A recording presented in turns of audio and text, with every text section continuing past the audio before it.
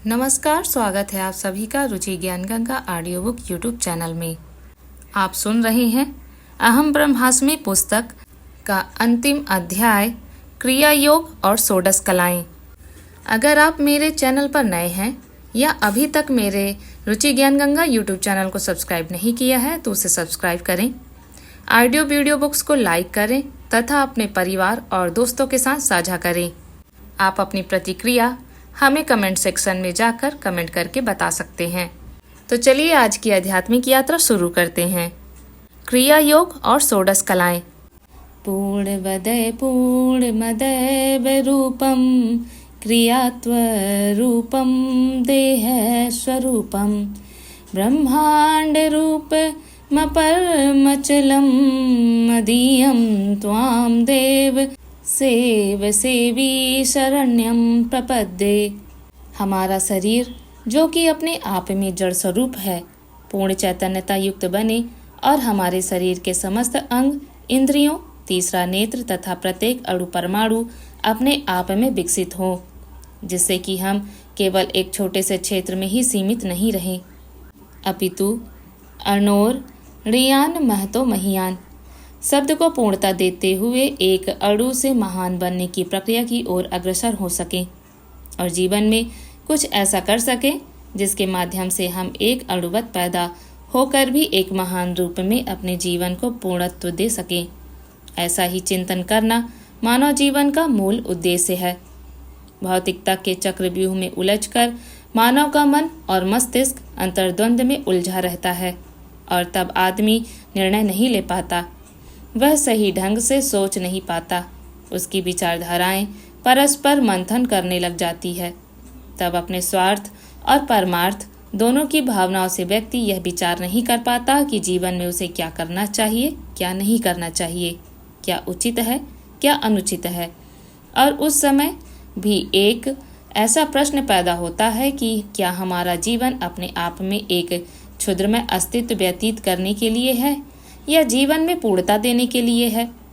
आज हर तरफ विज्ञान हावी हो रहा है और दूसरी तरफ जो हमारे खून में ज्ञान की गरिमा है, जो ज्ञान के कण हैं, वे बार बार हम पर हावी हो रहे हैं कि हमें ज्ञान के क्षेत्र में, व्यक्तित्व के क्षेत्र में पूर्णता प्राप्त करनी है। व्यक्ति पूर्णता की ओर अग्रसर होता है और वह इसलिए कि हमारा खून, हमारा रक्त अपने आप में सदियों पुराना है, क्योंकि हम उन ऋषियों की संतान हैं जिनको हमने वशिष्ठ कहा है, विश्वामित्र कहा है। मेरी इन धमनियों में वशिष्ठ का खून प्रवाहित हो रहा है, जो निश्चय ही मेरे पिता के शरीर में भी प्रवाहित है, अर्थात मेरे शरीर में मेरी 50 पीढ़ी पहले का भी खून है और यह खून निश्चय ही ऋषियों का खून है और उनका खून है, इसलिए ज्ञान चेतना से अनुप्राणित है।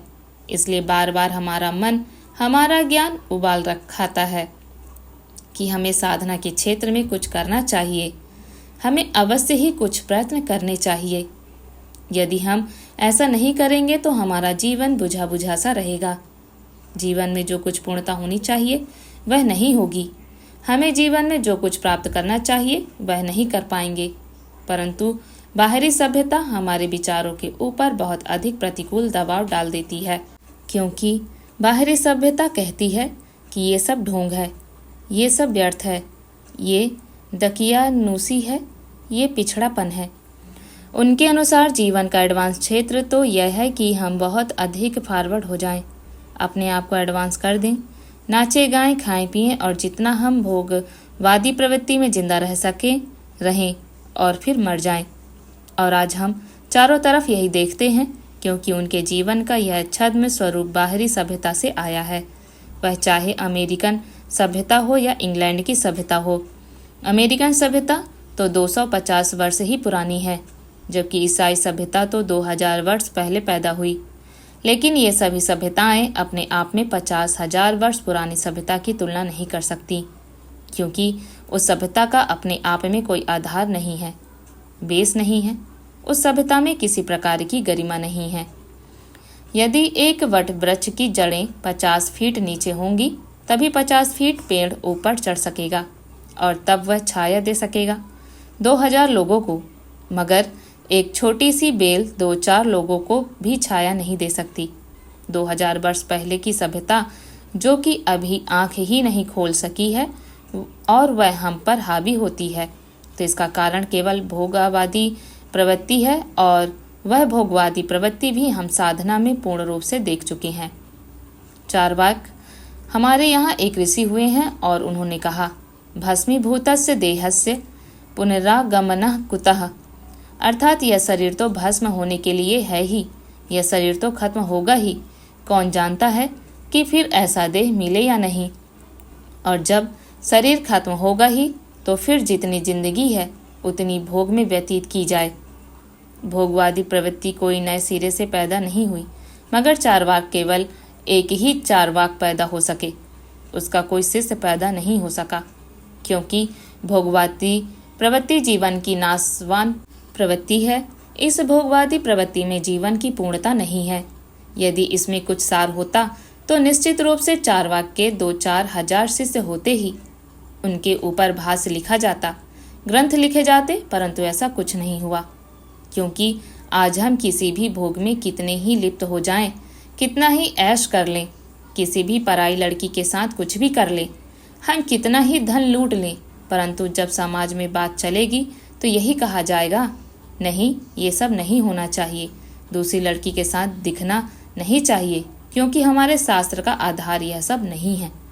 भोगवादी जीवन हमारे जीवन का आधार नहीं है, इसलिए यह पश्चिमी परंपरा अपने आप में आगे बढ़ नहीं सकी। यह जो पश्चिम की सभ्यता है केवल एक छोटे से जीवन के लिए है।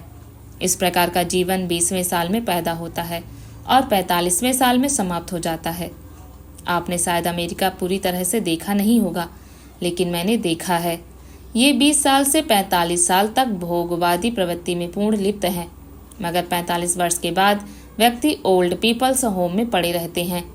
बेटे उनको देखने के लिए नहीं जाते, बहुओं को यह पता नहीं होता कि उनका ससुर कहाँ पड़ा हुआ है, और तब वे बहुत दुखी, परेशान और व्यथित होते हैं।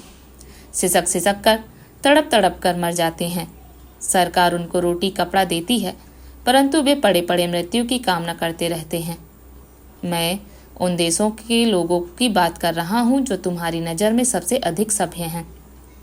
अमेरिका, इंग्लैंड और फ्रांस की बात कर रहा हूँ। जब मैं सन 1983 में अमेरिका में था, तब एक व्यक्ति मुझसे मिलने के लिए आया। यह मैं बिल्कुल आंखों देखी घटना लिख रहा हूँ। मुझसे वह वार्तालाप कर रहा था। ठीक उसी समय एक टेलीफोन आया। आपकी मदर की ओल्ड पीपल्स होम में डेथ हो गई है। उसने कहा, ऑल राइट, और फिर एक टेलीफोन नंबर घुमाया। वहाँ मृत्यु संस्कार करने वाले डायरेक्टर होते हैं। ऐसा भी एक वहाँ पर डिपार्टमेंट है। फ़ोन पर उसने निर्देश दिया, वहाँ ओल्ड पीपल्स होम में एक बुढ़िया मर गई है जो मेरी मदर है। उसका अंतिम संस्कार करना है, उसे जलाना है, क्योंकि हम हिंदू हैं। उसको जलाकर आप हमें शाम को सूचना दे दें और आपका जो भी चार्ज हो उसका बिल भेज दें। मैंने सोचा, कमाल है, वह जो उसकी सगी माँ जिसने उसको जन्म दिया है, उसको पाल पोस कर बड़ा किया है, उससे कोई घृणा नहीं हो सकती है, दुश्मनी नहीं हो सकती है, और उसके प्रति ऐसी भावना, ये अत्यंत भोगवादी प्रवृत्ति के हैं। उनको जीवन में इस बात का एहसास नहीं है कि हम कहाँ पर खड़े हैं। अंतिम संस्कार के बाद वे केवल बिल का भुगतान कर देते हैं और जगह जगह पर कार्ड भेज देते हैं, मेरी माँ मर गई है, उसकी शांति के लिए प्रार्थना करें। बस हो गई शांति। यह तो मैं बहुत ही भोगवादी प्रवृत्ति की बात कर रहा हूँ, क्योंकि आप ये जो इतना अधिक भोगवादी प्रवृत्ति की तरह आकर्षित हो रहे हैं, उसका अंत कहाँ पर है? वह कहाँ पर है जिसका मैंने आपको उदाहरण दिया है। हमारे यहाँ जीवन में अपने आप में भोगवादी प्रवृत्ति हावी नहीं रही, क्योंकि जीवन का एक अंग यदि अर्थ और काम है तो दूसरा अंग धर्म और मोक्ष है।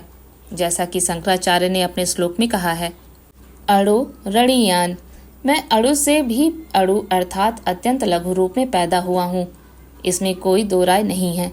शंकर भाष्य के श्लोक के अनुसार जब व्यक्ति पैदा होता है तब उसमें सिर्फ एक कला होती है और एक कला प्रधान है, अतः वह अपने कार्यों से, अपने प्रयत्नों से, अपने तरीकों से आगे बढ़ता है। ज्ञान की चेतना के माध्यम से भोग की चेतना के माध्यम से नहीं, क्योंकि भोग अपने आप में पशुत्व की तरफ ले जाता है। पशुओं को यह पता नहीं होगा कि हमारी बेटी कौन है, बहन कौन है, इस बात का कोई एहसास नहीं होता। वे तो सामने वाली किसी मादा को देखते हैं और चाहे कोई हो, वे उसको भोग्य ही मानते हैं। और आज हमारा जीवन भी वैसा ही है, एक पशु जैसा हो गया है। शंकराचार्य ने कहा है, यह हमारे जीवन का उद्देश्य नहीं है, क्योंकि हम तो जन्म से ही एक कला प्रधान हैं। और आपको मालूम होना चाहिए कि जब महावीर स्वामी का शरीर शांत हुआ तब वे थोड़े से कला प्रधान थे। जब बुद्ध का शरीर शांत हुआ तब वे कुछ कला प्रधान थे। जब राम का शरीर शांत हुआ तब वे 12 कला प्रधान थे। 16 कला प्रधान केवल श्री कृष्ण थे। एक कला से 16 कला तक की परिणति अपने आप में अणु से महान बनने तक की यात्रा है। अणु कहाँ पर है? एक कला पर। और पूर्णता कहाँ पर है? 16 कला पर। इसलिए 16 कला पर पहुँचने की क्रिया पूर्णता है। अब हम बीच में कहीं पर भी रुक सकते हैं और सिर्फ एक कला लेकर भी मर सकते हैं। जिसको हम साबुन लगाते हैं, कपड़े पहनाते हैं, सजाते हैं, संवारते हैं, सुंदर अलंकरणों से अलंकृत करते हैं, उस शरीर को चीर फाड़ करके अगर देख लिया जाए तो पाएंगे कि उसमें केवल मांस है, उलझी हुई नाड़ियां हैं, रक्त है, श्लेष्म है, थूक है, लार है, मल है, मूत्र है। इसके अलावा इस शरीर में कोई और विशेषता नहीं है। विशिष्टता तो इस बात में है कि हम इस मल मूत्र से भरे शरीर को क्रिया योग के माध्यम से वर्तमान जीवन में ही पूर्णता दे सकें और इसी जीवन को पूर्ण रूप से चेतना युक्त बनाते हुए अपने जीवन में पूर्ण सामर्थ्य युक्त हो सकें। हमारे जीवन का उद्देश्य क्या है? इसको हम कैसे प्राप्त कर सकते हैं? परिश्रम करने से और बिजनेस करने से इस उद्देश्य और लक्ष्य को प्राप्त नहीं कर सकते। आप लखपति और करोड़पति तो बन सकते हैं, परंतु वह जीवन का एक अंग है, जीवन की पूर्णता नहीं है। जीवन की पूर्णता 5-7 पुत्र पैदा करने में भी नहीं है, न ही जीवन की पूर्णता बहुत सुंदर भड़कीले वस्त्र धारण करने में ही है। जीवन की पूर्णता तो अंदर जो आनंद का ज्वालामुखी है उसको अमृत कुंड कहा गया है। उसे जागृत कर पूरे शरीर में उसके सत्य को फैला देने की क्रिया को कहते हैं। यदि आपने रामायण पढ़ा हो तो उसमें जब राम और रावण का युद्ध होता है तो राम अपने सभी अस्त्र शस्त्र प्रयोग करके निराश हो जाते हैं और एहसास करते हैं कि रावण की मृत्यु नहीं हो सकती। पूरे शरीर को बीधने के बाद भी रावण मर नहीं रहा था। तो वे विभीषण को पास बुलाते हैं और विभीषण से पूछते हैं, क्या कारण है, रावण मर क्यों नहीं रहा है? विभीषण ने कहा, सह मृत्युर्वर्तयेम अमृत कुंड रूपम ज्ञानोवताम पूर्णमदैव रूपम रामो प्रचेयम परितहम सह रूपम न माड़ तत्वम मरणम त्वदेवम। राम, आप रावण को नहीं मार सकेंगे। आपके अस्त्र शस्त्र और आपकी युद्ध कला सब अपने आप में कोई अर्थ नहीं रखते। इनके माध्यम से आप रावण को कभी समाप्त नहीं कर सकते, क्योंकि रावण का अमृत कुंड जागृत है। और जब अमृत कुंड जागृत है तो जहाँ पर भी नुकसान होता है वहाँ अमृत तत्व पहुँच करके उसे पूर्ण कर देता है। मृत्यु तो हो ही नहीं सकती, क्योंकि जहाँ अमृत है वहाँ मृत्यु नहीं हो सकती। यदि आप रावण को मारना चाहते हैं तो बहुत जरूरी है कि पहले आप उसके अमृत कुंड को समाप्त करें। राम अपने आप में पूर्ण पुरुषोत्तम होने के बावजूद भी 12 कला पूर्ण होने के बावजूद भी इस रहस्य को स्वतः नहीं जान सके, क्योंकि 4 कला तो शेष थी ही। 16 कला प्रधान व्यक्ति प्रत्येक प्रश्न का उत्तर जान सकता है, एहसास कर सकता है, देख सकता है। यही अंतर है एक साधारण व्यक्ति और एक 16 कला पूर्ण व्यक्ति में। राम की मर्यादा को मैं न्यून करके नहीं देख रहा हूँ, अपितु वास्तविकता बता रहा हूँ। वाल्मीकि स्वयं कह रहे हैं, मैं आपको प्रणाम करता हूँ राम, आप 12 कला प्रधान हैं, मगर 12 और 16 में पूरी 4 कलाओं का अंतर है और वे 4 कलाएं राम पूर्ण नहीं कर सके। फिर भी वे अपने समय के अद्वितीय पुरुष थे और आज वे भगवान राम हैं। उस समय तो उन्होंने उतनी ही दुख और वेदना झेली जितनी कि आप और हम, एक आम आदमी झेलता है। रावण पर अपने अस्त्रों का कोई प्रभाव न देखकर उसी क्षण युद्ध में राम भूमि पर बैठ गए। यह इतिहास का एक महत्वपूर्ण अध्याय है, इनको समझने की जरूरत है। उन्होंने युद्ध भूमि लंका में एक शिवलिंग बनाया। यदि कभी आप कोलंबो गए हों तो देखा होगा कि जैसा रामेश्वरम शिवलिंग यहाँ पर है, ठीक वैसा ही वहाँ पर भी है।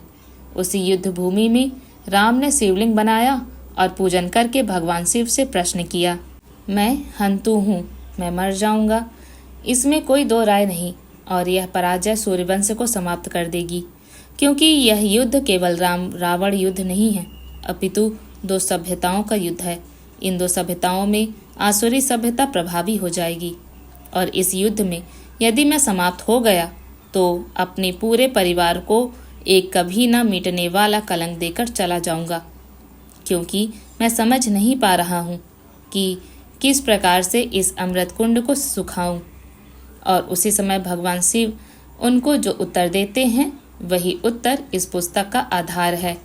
शिव कहते हैं, तुमने विश्वामित्र से युद्ध कला तो जरूर सीखी, परंतु तुमने ब्रह्म दीक्षा प्राप्त नहीं की।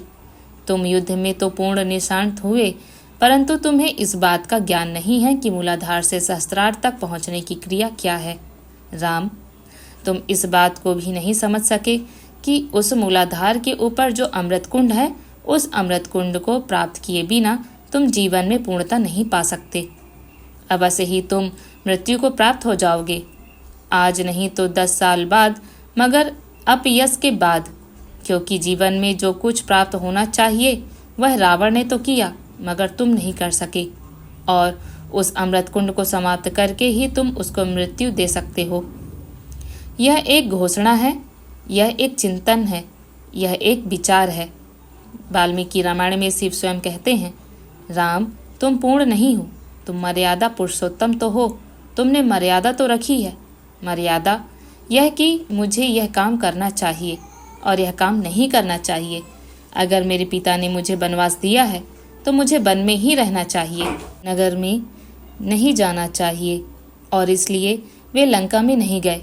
मर्यादा पुरुषोत्तम तो रहे, मगर कुंडलिनी चक्र को जागृत करके नाभि में अमृत कुंड की स्थापना करने की प्रक्रिया को, उस अमृत को सहस्त्रार्थ से प्राप्त कर पुनः सहस्त्रार एवं संपूर्ण शरीर तक पहुंचाने की क्रिया को, जिससे एक अणु पूरे 1000 अणुओं में परिवर्तित हो जाता है, उस क्रिया को राम तुमने नहीं सीखा, और उसको न सीखने के कारण से ही तुम आज पश्चाताप कर रहे हो, मृत्यु की ओर अग्रसर हो रहे हो। और शिव से प्राप्त अग्निबाण द्वारा राम ने रावण के शरीर स्थित अमृत कुंड को सुखाकर उसको समाप्त किया। यह तो इतिहास की एक घटना है, और मैं इतिहास के किसी पन्नों पर नहीं जा रहा हूँ। मैं तो यह समझा रहा हूँ कि अगर तुम मृत्यु को समाप्त करना चाहते हो तो तुम्हें उस अमृत कुंड को पहचानने की जरूरत है। उस अमृत कुंड को ऊंचा उठाकर पूर्ण सहस्त्रार तक पहुंचाने और पुनः सहस्त्रार के उन 100,000 अणुओं को अमृत से सिक्त होने की क्रिया को क्रिया योग कहते हैं। और यह पूर्णता 12 कलाओं से शुरू होकर 16 कलाओं पर समाप्त होती है। जब व्यक्ति 12 कला तक पहुंच जाता है, तब गुरु उसको समझता है कि तुम अमृत कुंड में अमृत एकत्र करके उसको ऊंचा उठाने की क्रिया करो।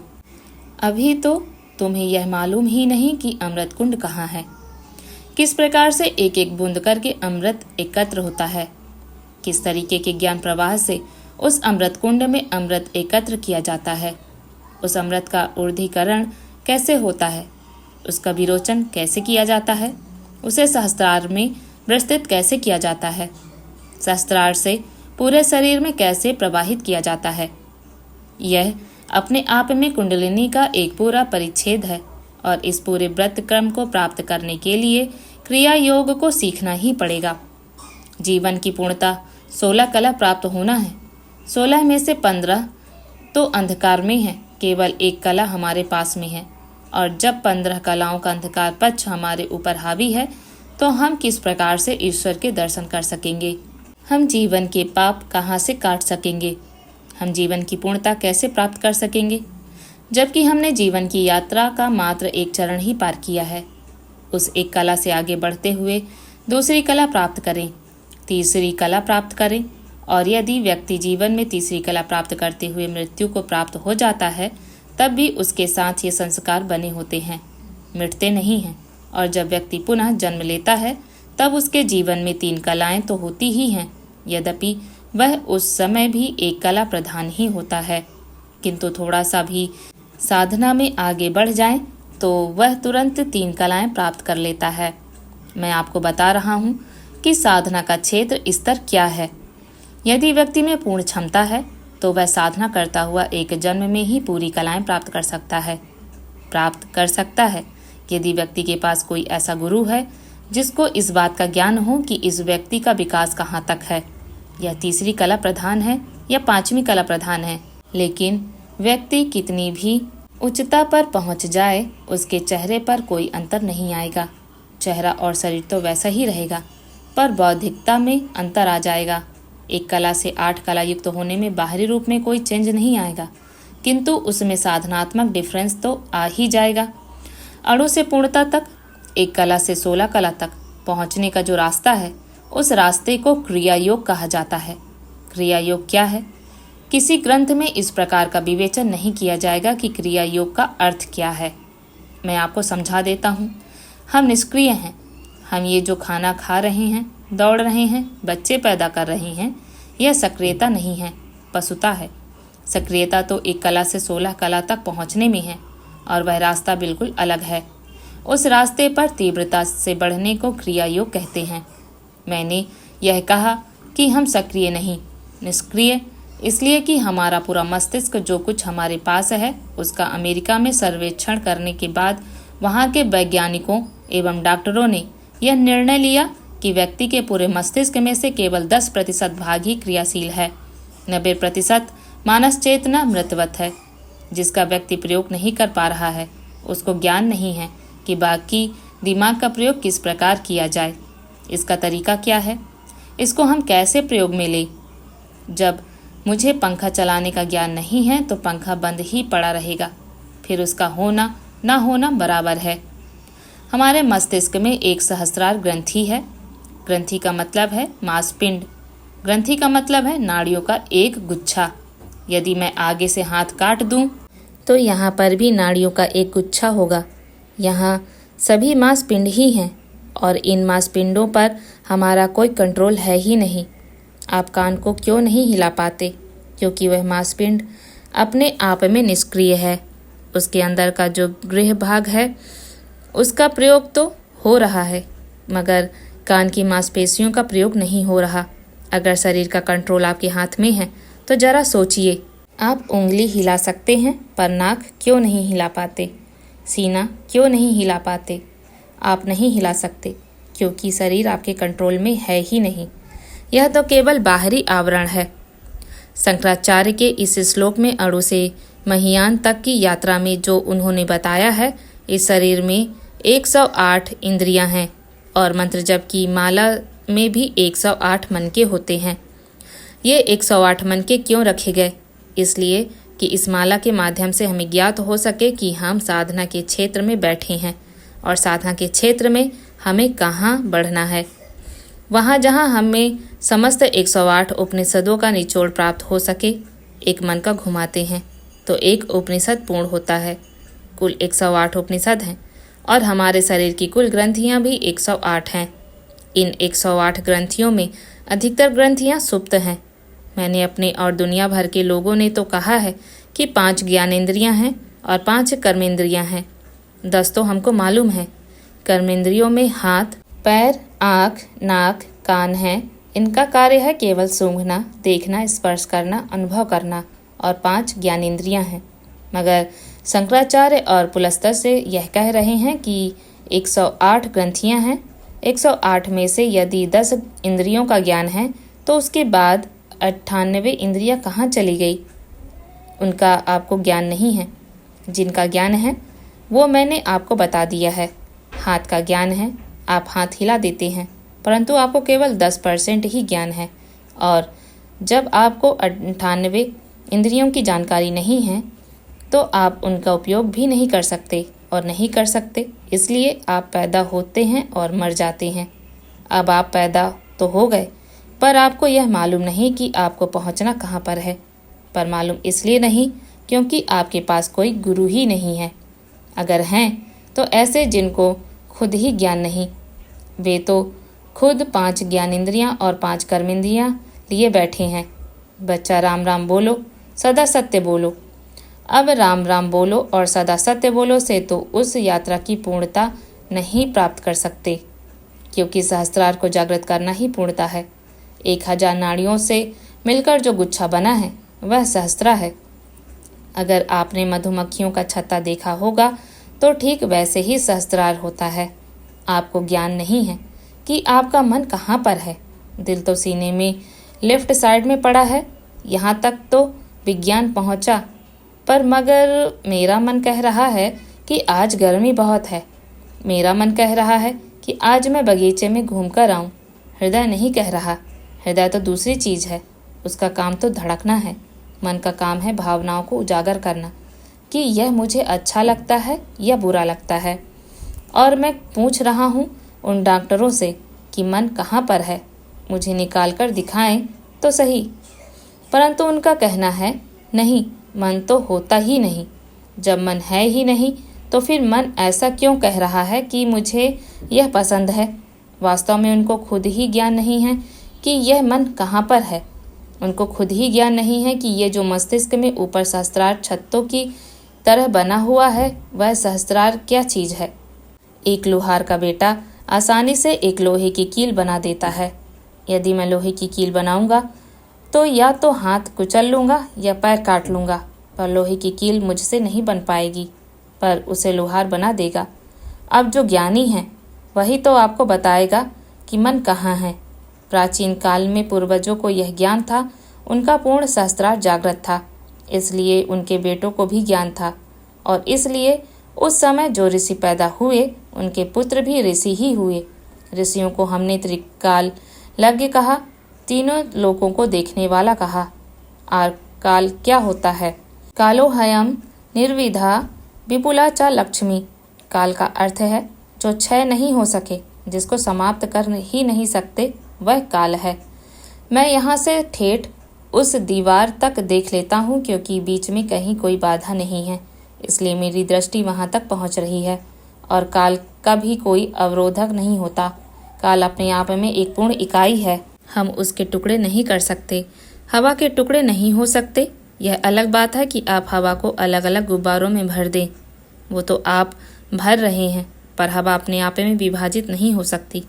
पानी के टुकड़े नहीं किए जा सकते, उसी प्रकार से काल के भी टुकड़े नहीं किए जा सकते।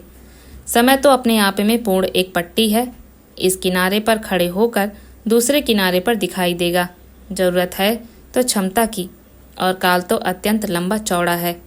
आज से 25,000 वर्ष पहले की जो घटना है और जो 25,000 वर्ष बाद की घटना है, वह पूरी एक इकाई है। उसको काल कहते हैं।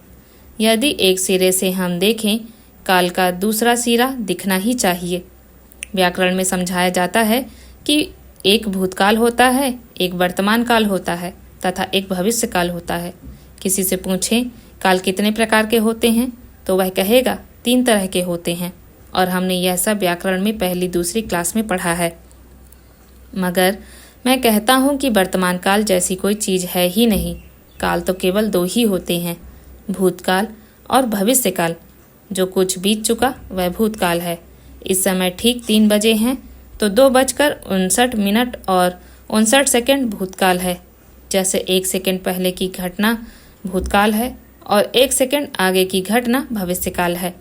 वर्तमान तो अपने आप में दोनों कालों को पहचानने की क्षमता है। दोनों कालों के बीच में जो खड़ा है वह मनुष्य है।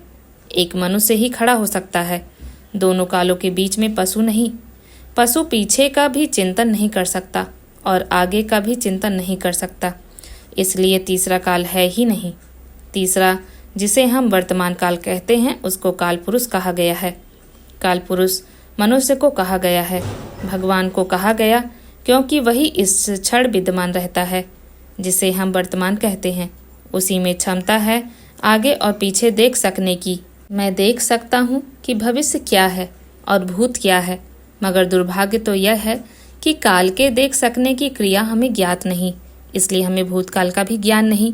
1 घंटे बाद क्या होगा हमें ज्ञात नहीं, और आज से 100 साल पहले हमारे साथ क्या घटना घटी वह भी हमें ज्ञात नहीं। ऐसा इसलिए कि उस ग्रंथि का उपयोग करना हम भूल गए, जिसके माध्यम से यह अनुभव हो सकता है। आँख एक ग्रंथि है, इसके माध्यम से हम देख सकते हैं। और सहस्त्रार भी एक ग्रंथि है जिसके माध्यम से हम भूतकाल और भविष्य काल को देख सकते हैं। उस ग्रंथि में अपने आप में जड़ता है क्योंकि उस ग्रंथि में स्पंदन नहीं रहा। यदि मेरे घुटने बिल्कुल खराब हो जाएं तो मैं चल नहीं पाऊंगा। जोड़ों में बहुत ज़्यादा दर्द होता है तो लोग मुश्किल से चल पाते हैं। अगर साल 2 साल निष्क्रिय पड़े रहें तो वे चल भी नहीं सकते क्योंकि चलने से संबंधित ग्रंथि काम करना बंद कर देगी। अगर हम हार्ट का उपयोग नहीं लें तो हार्ट अपने आप में काम करना बंद कर देगा। इस प्रकार शरीर के जिस किसी अंग का उपयोग नहीं किया जाए वह धीरे धीरे काम करना बंद कर देगा, निष्क्रिय हो जाएगा। आपने हठ योगियों के बारे में तो सुना ही होगा। एक हठ योगी 15 साल बिल्कुल हाथ ऊपर किए हुए खड़ा रहा और चिड़िया ने वहां घोंसला बनाया, अंडे दिए और बच्चे चिड़िया बन के उड़ भी गए। परंतु उसने 15 साल तक हाथ यूं ही रखा, नीचे नहीं उतारा।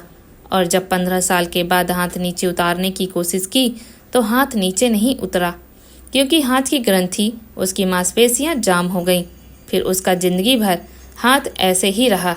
मरने पर भी हाथ वही रहा क्योंकि हाथ से संबंधित इंद्रियों ने भी वर्क करना बंद कर दिया था और हमने सहस्त्रार ग्रंथि का उपयोग नहीं किया तो उसने भी वर्क करना बंद कर दिया है।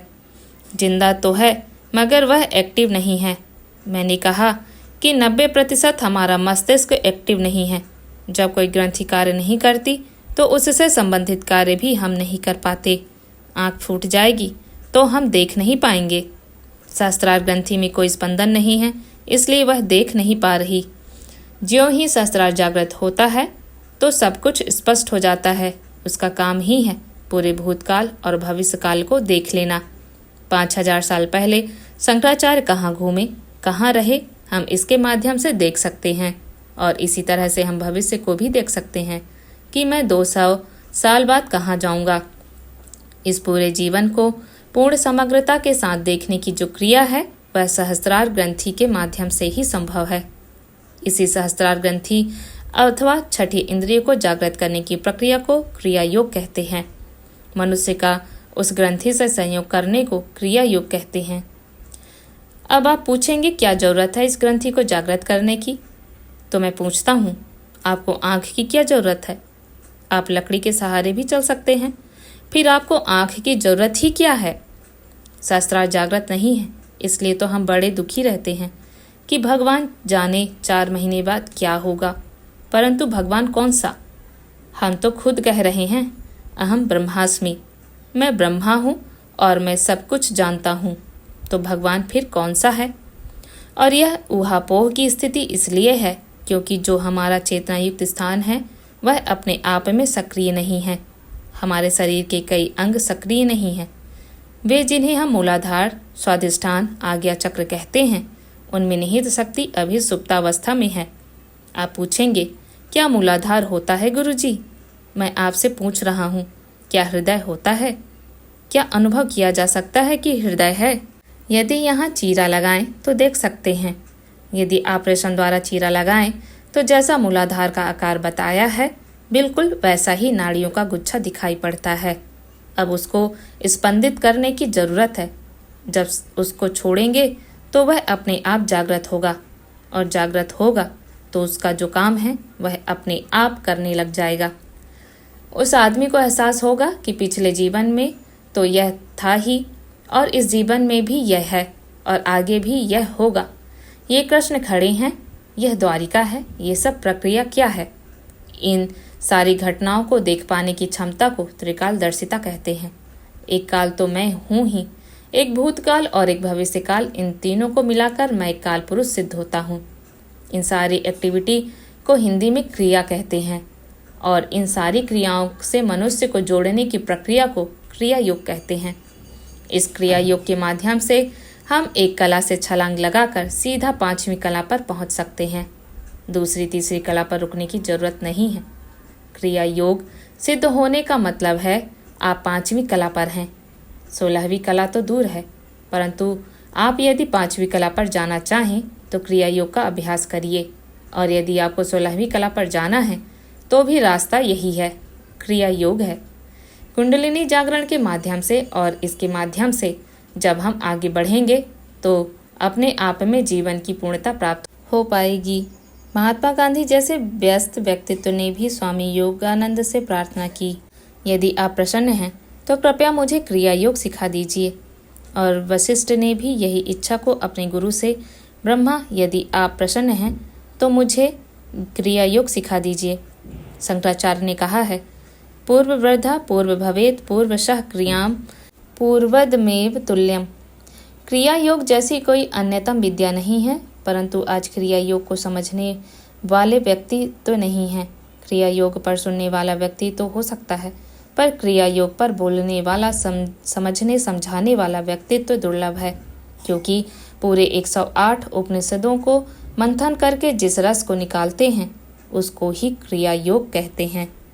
अगली ऑडियो में हम अगले बिंदु धारणा को सुनेंगे और जानेंगे, समझेंगे और यह आध्यात्मिक दृष्टि से कितना महत्वपूर्ण है इस विषय पर चर्चा करेंगे। तो सुनते रहिए रुचि ज्ञान गंगा ऑडियो बुक्स।